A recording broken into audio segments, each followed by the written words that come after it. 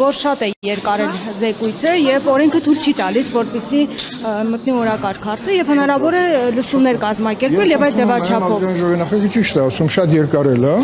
բայց նաեւ լուծումներ կան նույն կանոնակարգ օրենքին, որին ես հղում եմ արել, կանոնակարգ օրենքի 7-րդ գլխի 25-26 հոդվածների։ Այստեղ մեկնաբանության խնդիրներ առաջանում, բայց այստեղ մեկնաբանությունների նաեւ լուծումը տրված է իմ բացատրությունների մեջ նամակով, որ ես ուղարկել եմ ազգային ժողովի նախագահին, որն է որ եթե ժամկետների խախտման խնդիր կա, չէ որ քառօրյա պատերազմի զեկույցի ժամանակ էլի ժամկետները խախտված էին, բայց օրենսդիրը մեկնաբանությունը իր տվել է, նախադեպ կա։ Դա խախտել չի կարելի, ցանկացած իրավաբանի եթե հարցնեք, այդ նախադեպը գոյություն ունի, այսինքն մեկնաբանությունը տվել օրենքի այդ վիճելի դրույթներին։ Իսկ նախադեպերով պետք է շարժվեմ առաջ, 3 մարմնի հարցրել են Ջագուն ժողովրդավարական երկրներում ինստիտուտ է, այսինքն նույն օրենսդիրը